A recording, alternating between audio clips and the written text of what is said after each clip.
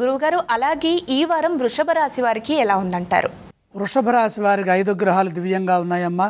6వ రాశిలో చంద్రుడు, 2లో గురువు, 1లో శుక్రుడు, 11లో శని, 10లో రాహువు. అదృష్టయోగం కొనసాగుతోంది.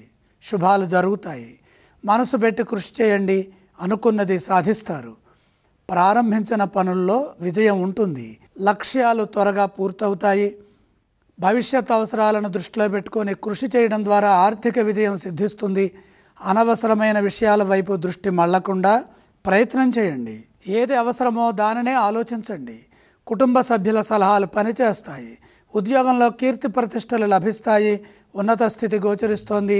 ఆశయాలు ఒక్కొక్కటిగా నెరవేరడానికి మీ ప్రయత్నమే కీలకమవుతుంది. ప్రతిభతో సమయానుకూలంగా నిర్ణయాలు తీసుకోండి. బుద్ధి చతురత మిమ్మల్ని ముందుకు నడిపిస్తుంది. వివాదాలకు అవకాశం కల్పించకుండా సున్నితంగా మాట్లాడుతూ కార్యాలను పూర్తి చేయాలి. లక్ష్యం సిద్ధించే వరకు వేరే పనులేవి ప్రారంభించవద్దు.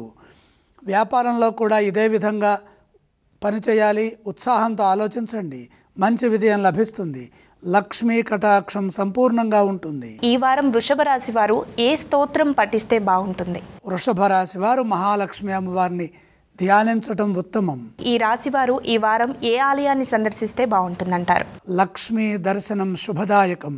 ఈ రాశి వారు ఈ వారం ఏ దానం చేయాలి? దానాలు అవసరం లేదు.